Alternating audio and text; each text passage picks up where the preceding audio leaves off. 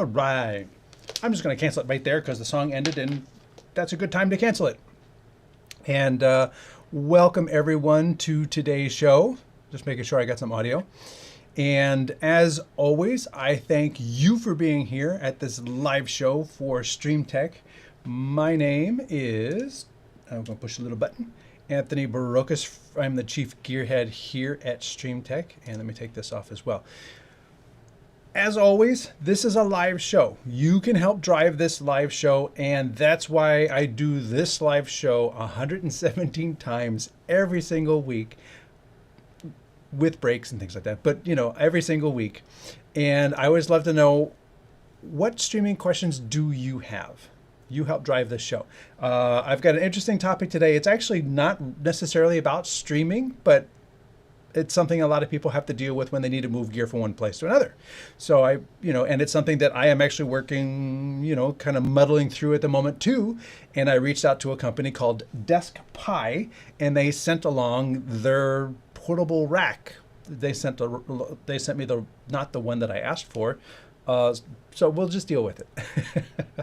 So that's a bit of disclosure for today's show, is that DeskPi sent along the rack that I will be showing today. I did not pay for it. They do not have control over what we talk about today. They sent it along to be used in a show. So we're going to use it in a show. But it really begs with regards to packing your gear for transit. If you're joining the show late, I see the viewer count going up on the screen. I have it right up here. Where's everyone watching from today? I have a couple people. Let's see. We have someone watching from Germany. Somebody was watching from Facebook and saying, why Facebook? John is watching from Alcudia, Mallorca this week. I don't even know where that is. So let me know where that is. Talk in the comments. This is a live show. You are here. I am here. And the whole value of being here together is that we can have this conversation. So feel free to throw comments into the comments of whatever you're watching, because I am live on Facebook, Twitch, YouTube, and LinkedIn this week. I got LinkedIn working again. So live on all four of those. Not broadcasting to Instagram today just because it hasn't proved very effective and it's a bit of a chore.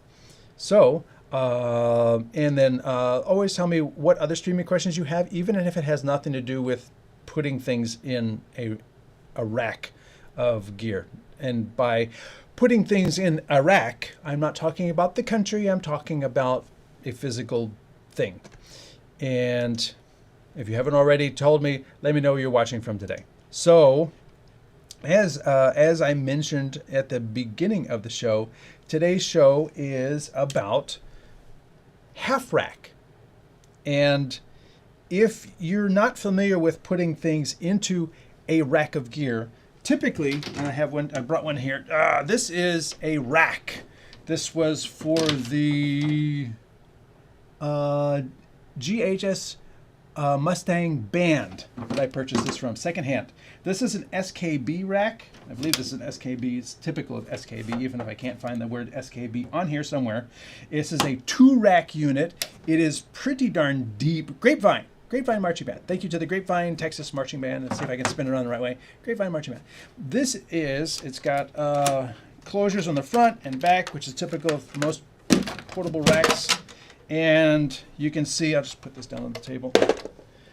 This is what we call a 2 rack units. So there's 1 rack unit here, and there's 1 rack unit here. 2 rack units. Yes, each one has 3 screws. I'm not going to get into the history of why racks are what they are. It just is. So you could put a 2U single thing in here, or you can put 2 1U things in here. So when we say U, that means rack unit, 1U. And I brought one here. This is very deep. I think this is like 19 inches, and it's got rack screws on the front and back. Now, there are some differences to certain racks. This one actually has a threaded plate behind here, so you don't need what some others use is called rack nuts. And you have to physically slide the nut that you screw into to the ones you're going to use. I don't get that system. Maybe it's a tiny little bit lighter, but it's insanely annoying to deal with. So this is an example of a rack unit. Is that correct? US Audio, yes. This is one rack unit. This is an audio mixer. Got to put this one up. That deserves. You win. And the Brown says, "You are racking my brain." Thank you. Thank you for that. It's like I said, this is a dialogue between you and me, so that was a great one. Okay, so this is a single rack unit. This is an audio mixer with XLR input, line input, master outputs, RCA inputs, 1/4-inch inputs, various selectable things over here for output. It's got audio meters. You can mix each channel. Actually, let me go to the overhead so you can see a better shot of this. Go side by side and overhead. Except it's not focused on it, but whatever. So you got volume for each, the level for each one. Then you've got a pan left and right for each one. And then you've got a low, like a low filter, so that if somebody's hand holding and there's some hand holding noise, you can just drop that in. Mics, you've got an aux in, which is the extra that has its own volume. Your main master, so that you can bring up individual channels. I want this mic louder than that mic, but if I want the whole thing louder, I have master audio over here. Again, I apologize because it's focused on the table. There's a limiter in here, which is super awesome for mixing audio, and then headphone volume. And then you can select whether you're selecting a monitor or your main, and you've got your own headphones. So you want to monitor headphones lower than you're sending into the room or whatever. You got phantom power and your regular power, left and right limiter when it's actually like clicking in. You can see how loud things are. And that is an example of a single rack unit 1U. This is a 1U audio mixer. The problem with I'm finding in a lot of my rack a lot of my portable setups is that I'm running out of space just to stick things so that I don't have to deal with them. Is that, like, if I'm building a vMix system, I'm building it around something like this. This is a Nook. This is actually a Nook 8. Phantom Canyon or whatever. There's a Nook 11. I have a Nook 11 and there's a Nook 12. That are about the size. The nice thing with the 8 is that it actually does fit within a single rack unit. A rack unit has to be a certain height. It has to fit within, so it screws into these two rack ears and has to be this tall. So this actually does fit in a single rack unit, even with a shelf. So a shelf takes up 2-3 millimeters of space, and this still fits. So this way I can carry the computer in a rack unit. But it's nowhere near a rack unit across. It's this size that is not a rack unit. And that is part of the problem. And I have many things that have ended up to not be a rack unit. Like, I don't always need to bring along big input output. But if I do need, like with this my Nook travels with this, and this is the Osee IO 4K, and this has 4 SDI inputs, 1 HDMI input, 1 HDMI out, and each of these SDIs can be input or output. There's 4 channels. They could be in or out. They could be SDMI or HDMI. You get to choose what you need. So this is a great flexible piece of equipment. These things are still pretty much holding their value. And this one box over one Thunderbolt cable gives me 4 ins and outs. And vMix can use the HDMI out as program or something. I can bring 3 SDI ins. I can go SDI outs and 1 HDMI in, whatever I need. It's so cool. And let's go overhead again. Well, it's really not focused on anything. That's weird. Maybe I bumped it. There we go. You can see it's almost exactly the same size as my computer. Let's see if we can get that focus again. That's close enough. So my computer and my Osee are about the same, not rack width size. And it would be neat if there was something that I could just stack these things up in. But then I get there and I need to bring in audio, or I need to like mix some audio too, you know. And for that, they actually make half rack audio mixers. And by half rack, this is actually a standard, so that two of these, and they've got mounting points on here, two of these attached together will be one rack unit across. So half rack exists as a standard. And guess what? Look at that. It's about the same width as everything else. So now I've got an audio mixer in here, and the audio can go into the Osee or go directly into my computer, and I can mix multiple audio inputs. I've got XLRs and RCAs, and there we go. And you know, I've got this short little power cable. The one thing I haven't found is I haven't found a half rack audio power supply. And then look at this. I've got this nice PoE switch. Then again, I've got this little power dongle on here, and I've got these short ones because I'm going to run power into this stack, and I don't need 6 feet of power cable. And look at that. It fits right there. We're just stacking this stuff up, you know? But what if I need to access a whole bunch of stuff and also have it available to like editors and stuff? Well, I have this NAS. This Synology NAS that I've got, and this is a I don't know what it is. DS120J. Synology is not paying for this. I bought this used locally, and I might have it for another purpose. And what you can't really see because it's too bright, here, I'll hold it up like this, is that I've put little rubber feet on the side of the case. Why? Because it sits just like that. And now I've got a NAS. I mean, admittedly, the ports come out the side. It would be neat if somebody actually made a half rack NAS. That'd be kind of cool, but nobody does. But this is about half rack sized here, all the way down the sides here. It's a little bit wider. Well, actually, let me move this out of the way. No, it's exactly half rack width. It's exactly half rack width.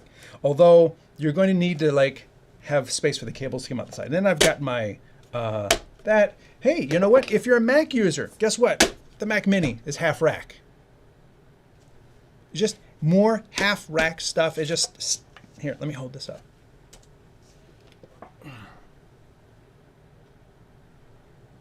You know, and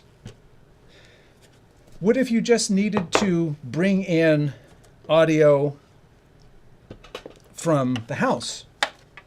Well, you could use a little USB interface like this, except there's one critical failing that I just do not understand why these makers do this. They make rack mount USB audio interfaces, but if you get a 2 input model,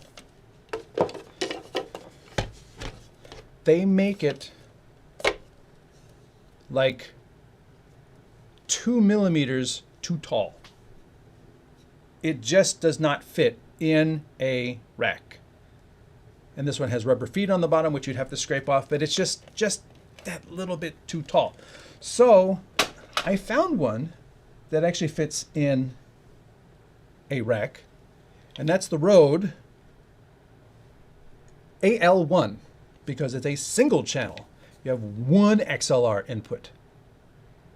And then it comes out the back via USB, and it's powered via USB. But this one is diminutive enough that it sits right there in the rack, and you're able to plug your XLR in, and then you've got your headphone jack right there, so you can hear the audio back out from your system. You get a volume control and a level control for the XLR or line, because it's got the combo jack on the front, and then it's got other ports on the back that you don't use, and USB-C into the computer. So kudos to Rode.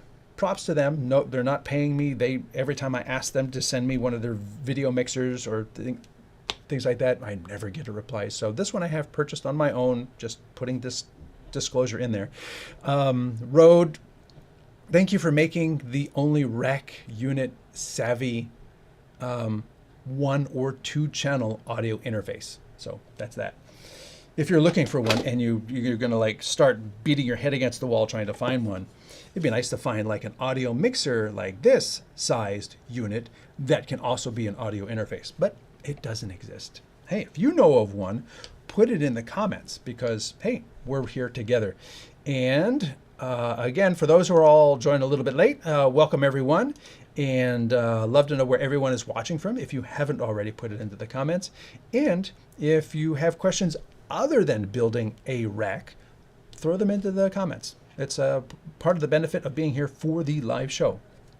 So continuing along, one of the interesting things with my Nook is that, of course, there's no AC power input here. You've got a big power brick like a laptop, and it just so happens that the brick is about the same size as the Nook. So yeah, that's a whole nother rack unit, stacking them up so that it sits there. And then of course you'd need to get like a right angle off of this thing. They do make a right angle on the cable coming out, but not a right angle on it going in. That is how it is. Now, one of the other things, if you're doing live streaming, is bonding. And one of the nice things about this Nook is it's got 2 Ethernet ports. Let's see if I can find them here. 2 Ethernet ports coming in. It's got Wi-Fi, so you can do multiple connections into this box and then use like Speedify, like I showed last week. You could use, was it last week? I did a show on Speedify. You could use Speedify to connect multiple connections into your computer. The downside with that is then it's only working in this computer because that's where everything is connected. So you could use a box like this. And this is a Peplink router that can do bonding.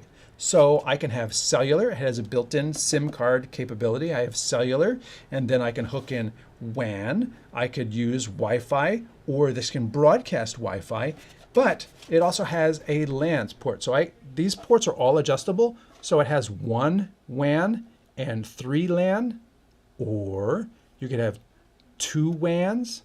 So you could take your Netgear Wi-Fi hotspot that has Ethernet on it, put that outside the building, run a long Ethernet cable in, plug that into your WAN port, or set up a second WAN port. So you've got your house connection, you've got your cellular connection, you've got the built-in cellular connection, and then you share that connection to all these other devices over here and via Wi-Fi to your tablet or whatever that can connect to your other devices. So that's really cool. It's like, so when your client comes over and says, oh, I need to access the YouTube page so that I can turn off the comments or do whatever, they can connect to your bonded connection and reach out. I've reached out to Peplink to do a show on their bonding solution. Haven't heard back yet, but hopefully we can talk them into that. That would be pretty cool. Inda Brown says he's watching from Fort Lauderdale, Florida. Thank you very much. Hope you're enjoying the weather down there. So this is the need. This is the need. These not full width, you could do this, do side by side, but then they're not always half width. Although, as you've seen, these are indeed half rack sized. And basing it on the Shure audio mixer, this is like designed and built as a half rack unit so that you could put 2 of these side by side. Or they also have, did I bring it up here? There's also a, like if you're doing a live show in the room, then you kind of need a feedback exterminator. And I actually have one of those over here. Let me go get it.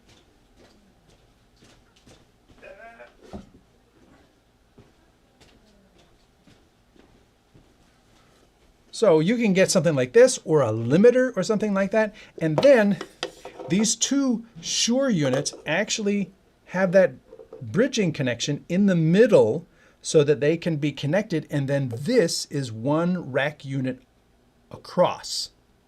So these 2 half racks become 1 rack unit, 1 full rack unit width. Or you can stack them like this. So now I've got my live audio mixer on the bottom, and then I've got my feedback exterminator on the top, so that when the person who's doing the show in the room is walking around and they walk too close to a speaker and it starts to feedback, the feedback exterminator takes that frequency and exterminates it. So that is really cool. So this is the need. This is what people are, using. They're not, yes, you can have a big old fat desktop PC with all the cards in it and things like that, but where's your audio mixer? You're still going to need something else. Where's your bonded thing? Where's your connection to the audio from house? And it's just, there's lots of needs for other stuff. So by using independent things stacked in a rack, then you can utilize the flexibility of more choice with regards to the device you use. But what do you put it all in? And that is what we're going to talk about today. Let me juggle my pieces over here for a second. And I should also mention, I pulled this out, like YOLObox makes these little great tablets. And you can plug all your stuff in and out here, your Ethernet, your USB, all your connections here. And this is great too. And technically, this is about 1 rack unit tall. So you could put this in a rack, turn the monitor off, and just have this baby run and do all your I/O here. I mean, most of your I/O. There's a little bit down here. But most of your I/O is right here. So you can just push this against the back, and it's not that deep. You've got like a nice little all-in-one portable production solution. And the nice thing is that it's got a built-in battery backup because it's designed to run on its own internal battery. So that is something to consider as well. They're not designed to be in a rack, so you still have to find ways to cool it. But if you do that and you have an external control surface or you have an external monitor with the interface and everything, then you do indeed have the ability to use that as your embedded computing. And you can see your multi-view, you have your control mouse or keyboard or whatever you're going to use, your YOLO deck for switching everything. And that's all here, and that's where all the other I/O and cables, and just get that out of the way. So this is what we're going to talk about. Turn it around. DeskPi RackMate T2. This one is their largest model. I think it's 12 or something. It's pretty darn big.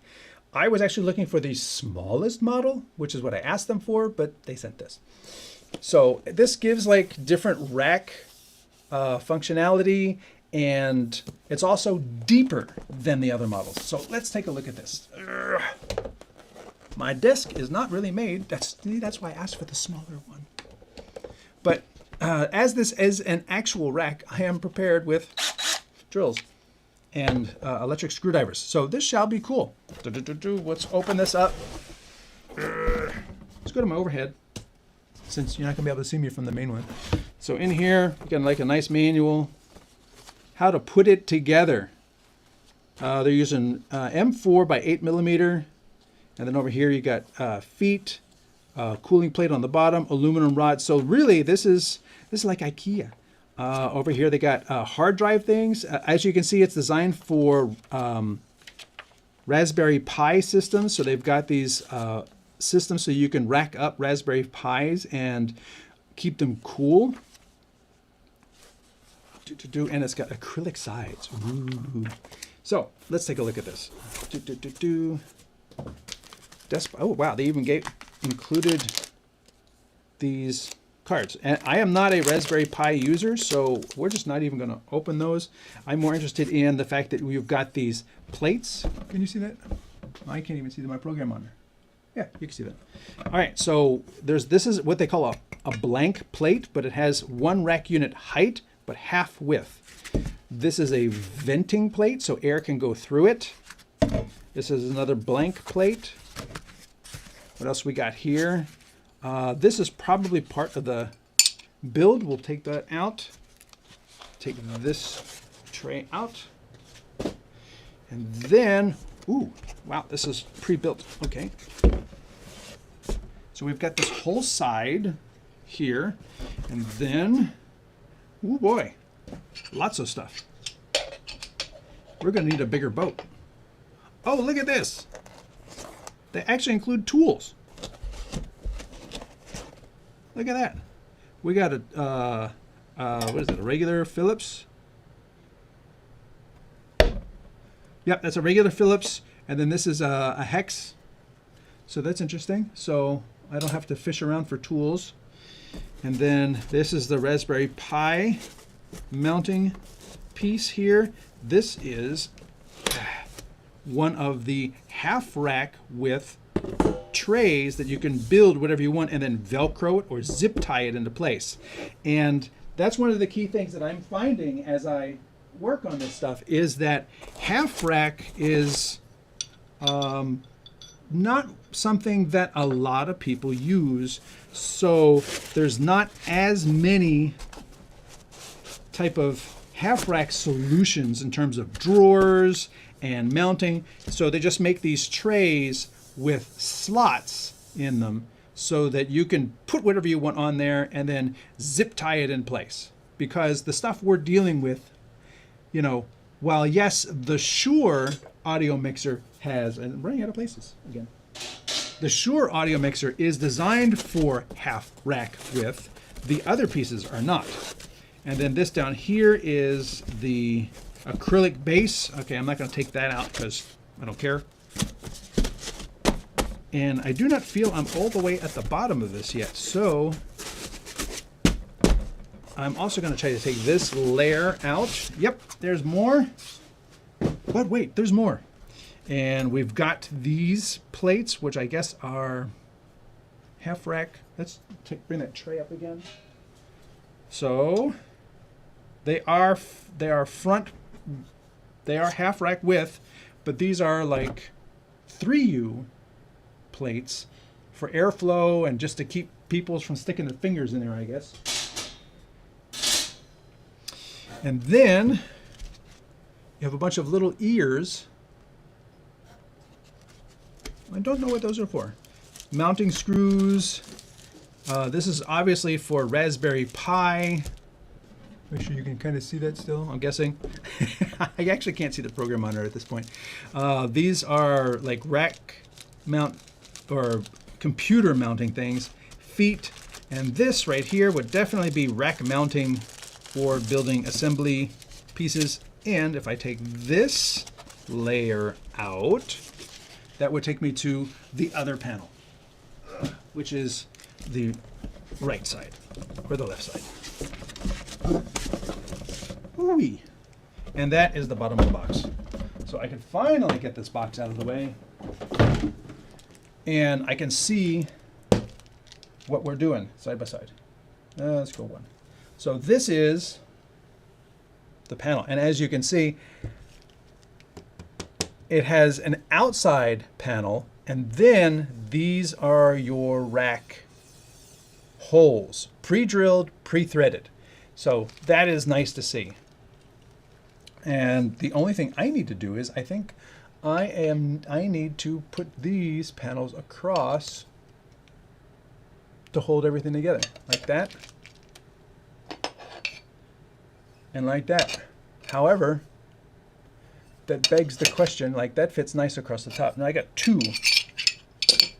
I think I would need 4. So I'll have to go into the box again. But this is a very nicely designed, polished case. And the cool thing is it comes with handles that go into the top so that when you want to carry it somewhere, you can stack up your gear and then you can just pick it up and move it from place to place. You can easily put it, and it's all protected inside of the rack. You know, you're not trying to unplug 12 different pieces of equipment and Ethernet cables and the audio routing and the power routing and all of this stuff. You just like, it's all set up. You just take it out of whatever Pelican you've got it carried in, or you know, whatever case if you wanted to put it in. Then you put it on the table, provide power, and go to town. You know, add your SDI cables to the Osee I/O, camera 1, camera 2, camera 3, camera 4. Okay, we're good to go. Everything else is already set up and wired, and that detailed build is what usually takes the most time.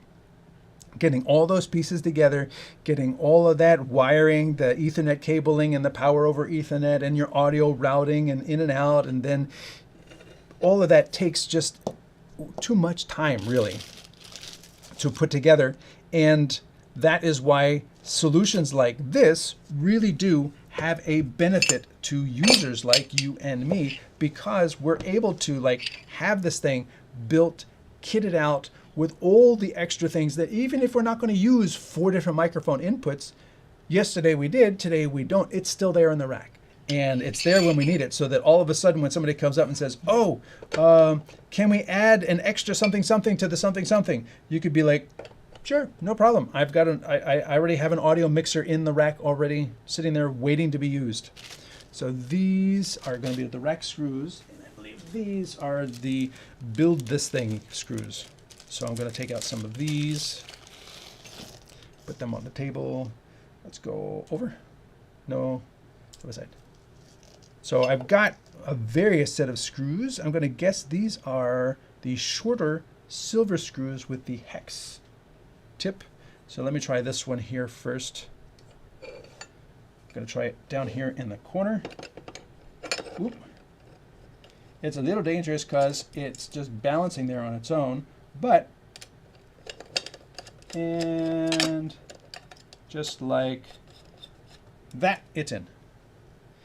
And just like this, I'm not even going to look at it. I'm guessing. Okay, I have to look at it. It would be faster if you looked at it. All right, I'll look. All right, there's that. Now, I'm wondering, not that. I'm wondering if I'm missing, if I overlooked the base, whatever holds the base together, because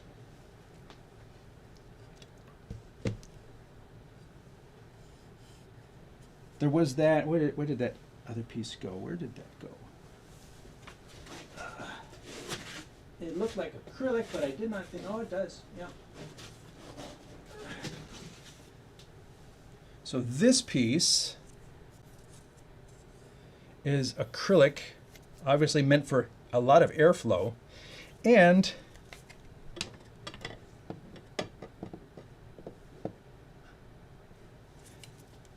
trying to figure out which way it mounts. It doesn't fit inside this way, and it doesn't fit inside this way. You know, this is one of those things where you read the instructions, you know? But we're talking about me here, so. And I don't necessarily always read the instructions. So let's just say this is the bottom, okay? And I set up another camera. Is it this one? They all look the same to me. This one. And go here. So this is what we got. Let me move this out of the way.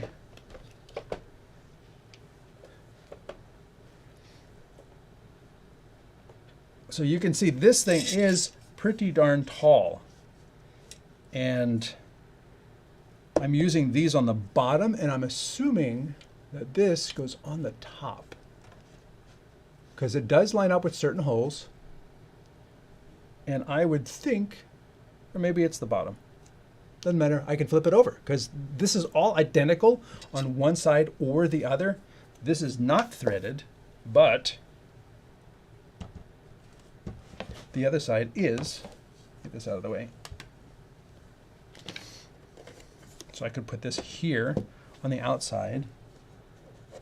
And then, let's see, we've got these that are flat, but also hex. This is the problem with something that's so tall. If only my desk would go down. That would be really cool if I could lower my operating table so that I could see over top. Wouldn't that be neat? I think that would be neat. And then I can put this in there. Oh, it doesn't leave a whole lot of thread. And do the hex key here. Oops. Of course it's magnetic. Do, do, do, do, do. And then do one over here. And if you have this happening on both sides, this would definitely allow cool air to come in from the bottom. Or maybe the metals on the bottom. Let's bring up that other side. And again, these are identical, so, or symmetrical, I should say. I say symmetrical. I know some people say symmetric. And let's do the top first, so it doesn't tip over as they fall out of my hand.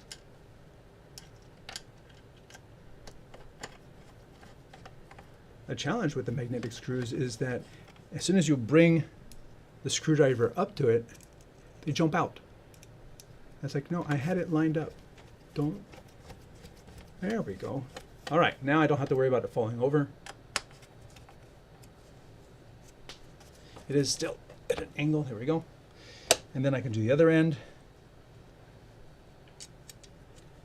It's interesting to have a vented panel like that.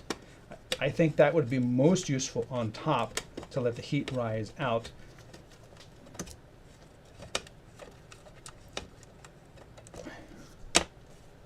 This does not want to go in.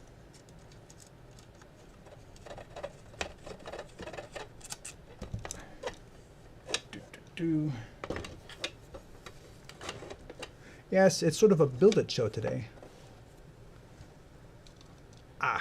Okay. This panel, there we go, is in the way. See if I can pick that up. Magnetism for the win. Oh, no, these are the wrong screws. That's why. Get out.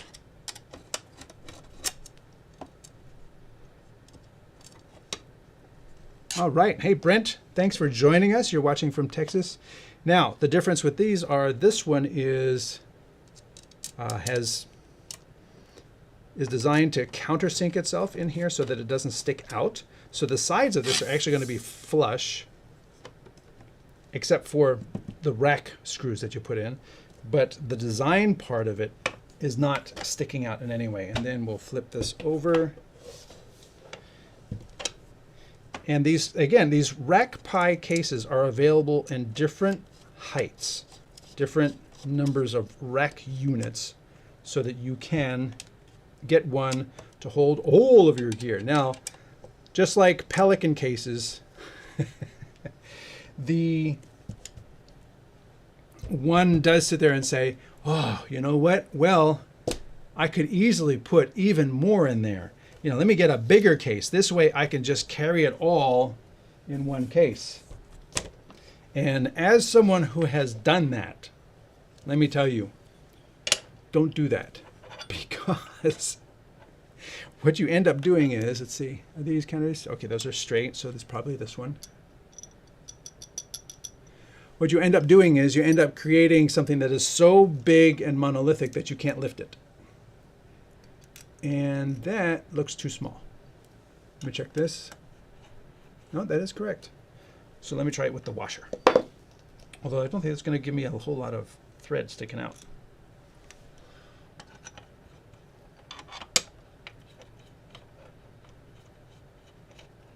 There we go.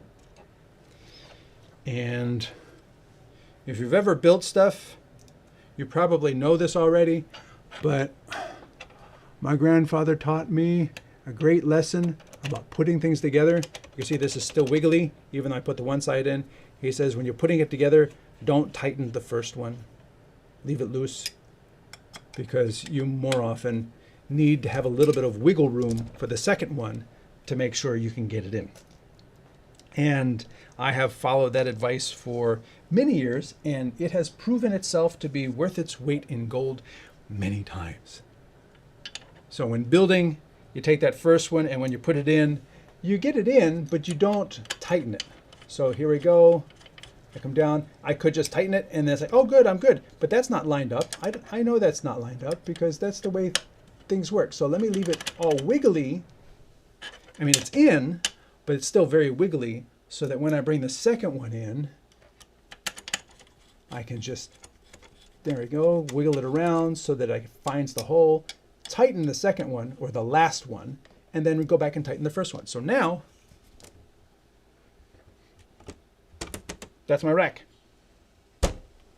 And it seems a little wobbly, as all tall racks probably will, because you haven't put anything in it yet. And it's not a failure of the design. When you start putting things together and adding your rack components, I don't know where to put this, like your shelves and your plates, what they end up doing is they end up reinforcing the tilt so that the whole rack becomes even more solid. So I've got this plate on the bottom here, and another handy trick for building racks is build them laying down so that, let's go to overhead. No, not me, over. Like this, so that, hey, now if I want this right here, I don't have to hold it so many inches in the air. It holds itself. Oh, I want this one up here. Now you can see we've got the three holes, here. I guess that's the first rack unit there. And it's covering, scoot it down. It's covering the middle hole. See, there is a middle hole here, but they go one, the one you can't see, two, and this is a rack unit. So if I wanted to put that audio mixer from Shure in here, let me just get rid of the power cable.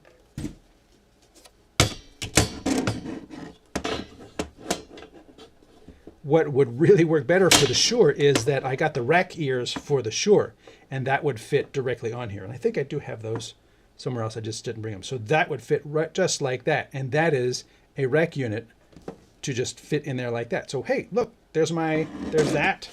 And let us see if my computer would fit. Ooh, it actually does not fit in the tray.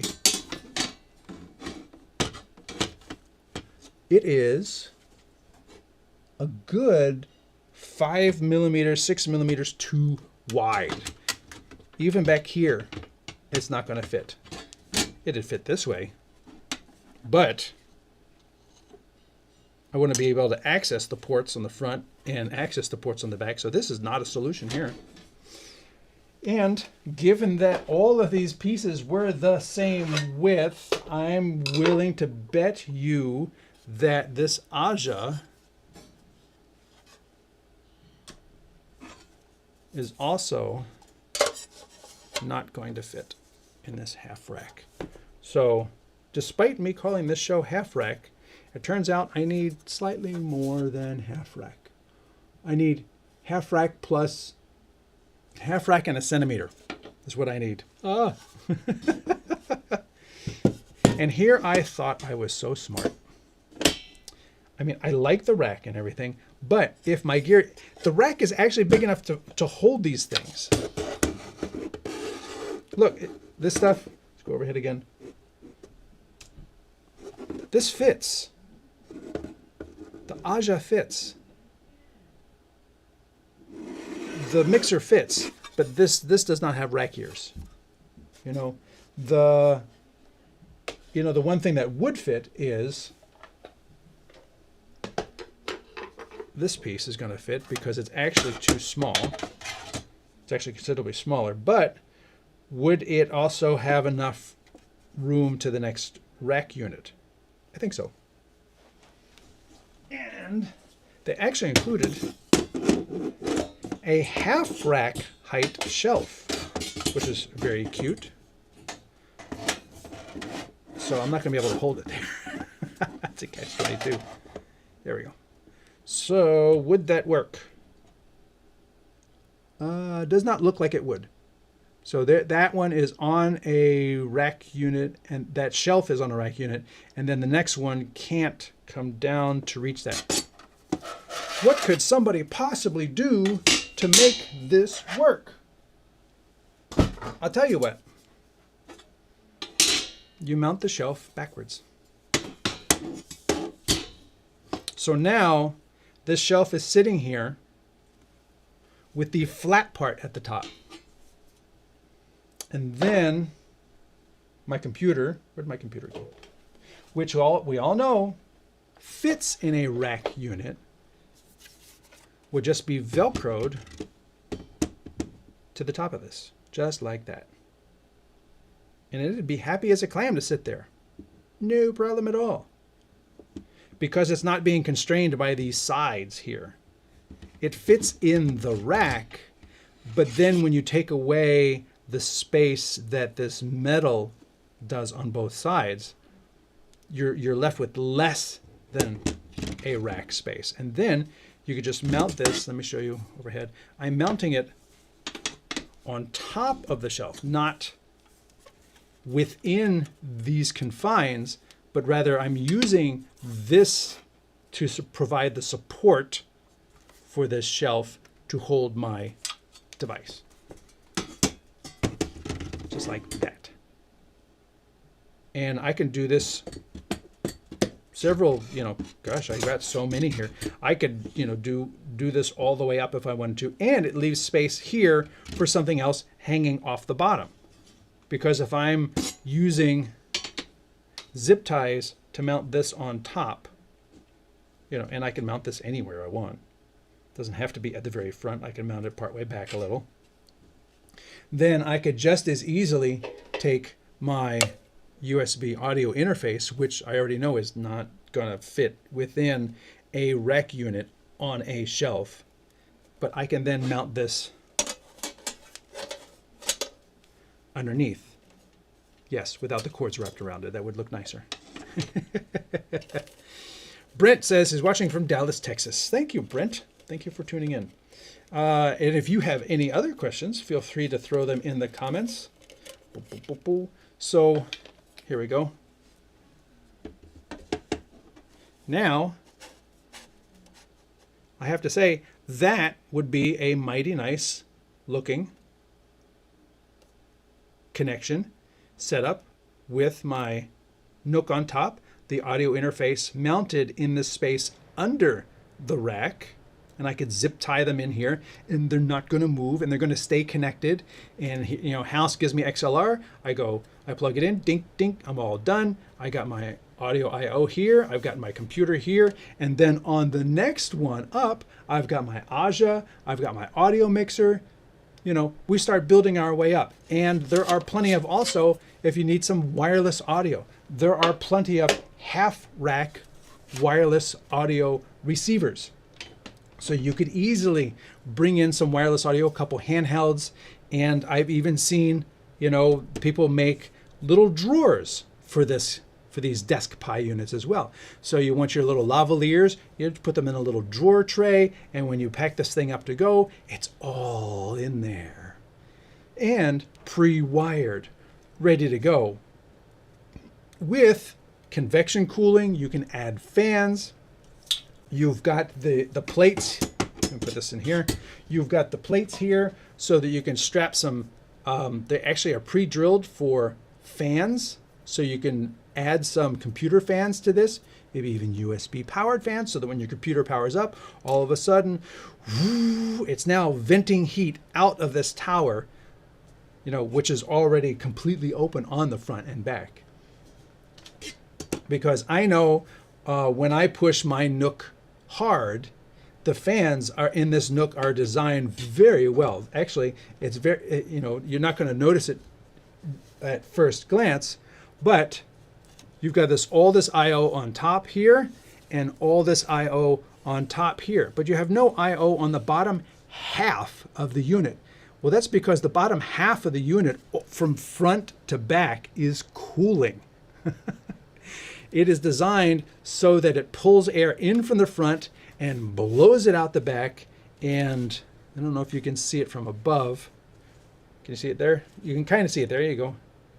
That's all fins for cooling. The entire bottom half is cooling on this device. So it's already pre-designed so that when I stick it like this, I am using it and it is pushing all the hot air out the back. It's designed to be used like this. As opposed to, say, if I wanted to use the YOLO box, embedded in here. This is not designed to be used in here because the fan is here. And the actual airflow direction, I don't know, might be here, I think, but it's not, it's pulling air in from here, and it's not, the feet are not very big. It really needs more airflow than you're going to give it. So you might need a different type of shelf to mount this on there. And it might actually fit. Yes, it does. So let me go to the overhead. This is the YOLOBox Extreme mounted, not mounted, just held in a rack. And it is definitely not a full rack unit high, so you could add little feet on the bottom of it for better airflow. You've got access to the card, the SIM card, and the power button, and the headphone jack on the front here, although you may have to scoot it a little bit more to, no, you can't scoot it to the left because it's against the glass. Would you be able to get it, you know, maybe you can get an audio jack in there. And then on the back, let's spin it around, see what our deal is.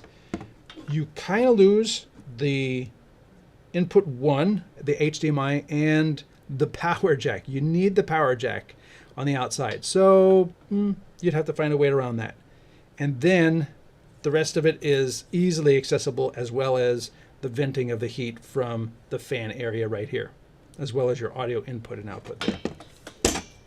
Now, this is the biggest YOLOBox, so any other YOLOBox that you decided to use, or if you wanted to put the Director Mini in there or something like that, they're all going to have a much easier time. Like this is the Pro, and the Pro fits in here super easy with room to spare, and you've got access to everything here. The fan actually vents out here, so the input and output are easily accessible. It's less than a rack unit high, so you could easily, you know, add feet to it to give it a little bit more airspace. You got access to all the ports.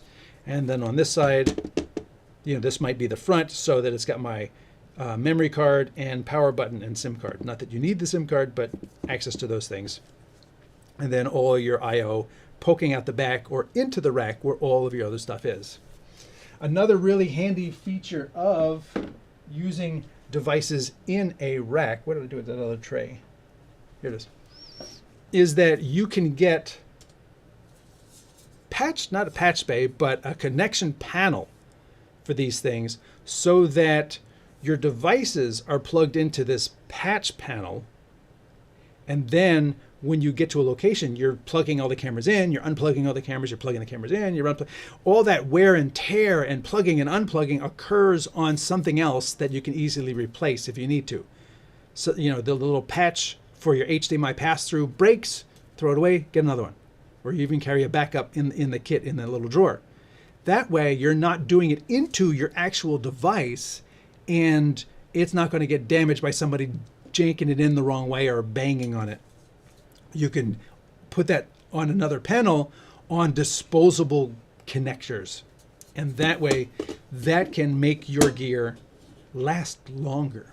I am not going to get to screwing these in. I thought I might, but it's a little bit too cumbersome for today's show. But here's the other biggie, the Osee I/O. Does it fit? Yes, it does. And I wouldn't necessarily use the half rack for this, because it's not going to have enough to keep it from pushing down on the back there. So what I would definitely do is I would put this on the full size, and then by putting the lower screws in there, you're providing enough torque to hold this in place. And again, this is not going to fit in the half rack shelf, but you can mount it on top of that half rack shelf by mounting the shelf in the rack upside down, and that gives you a shelf without sides, because there's another 1.5 centimeters inside the rack on either side here behind, so that gives you extra float room. I wonder, now that we know that, I wonder if the Peplink would fit. Now, Peplink makes a whole bunch of different devices. And given that the antennas are on the outermost edges of this device, I'm going to say that's a big fat no. Because you could see, just even lining this up in the middle, the jack itself is right where this thing is going to be.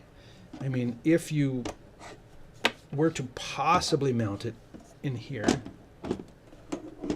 oh, it actually fits. So you could mount it. You could actually mount this in here. You could. And all the power and Ethernet ports would be available, as well as the USB on the front. And then I have seen many cases where you can take you don't have to use the fins right on the device.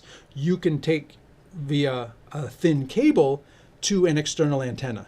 And that can be set on top of the unit on the topmost metal plate for better radiation. Your Wi-Fi antennas can be, extended and put outside of the rack or, anywhere else.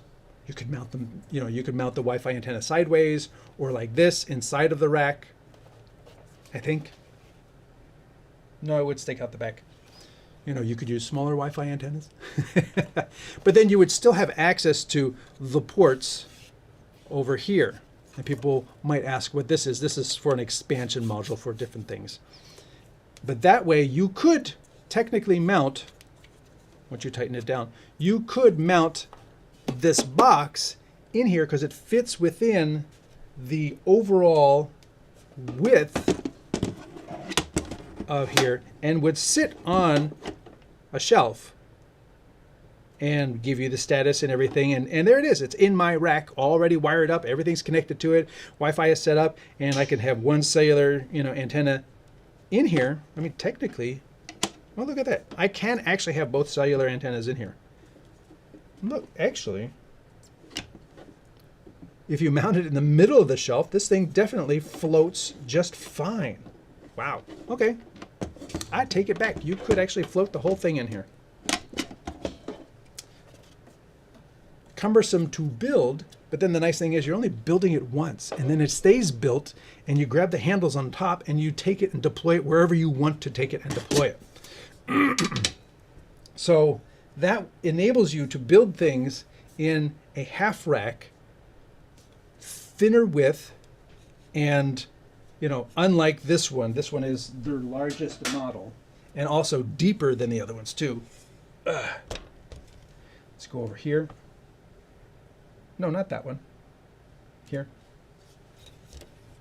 So you can see this is a pretty darn tall unit. Where's my, if I can take this and say, look down a little bit, down a little bit. There you go. Move the Peplink out of the way. So this allows you to take everything that you've built and just be like, okay, I'm going to take it somewhere, set it down on the table. And in terms of, working in front of clients, it actually looks nice too. So there's that.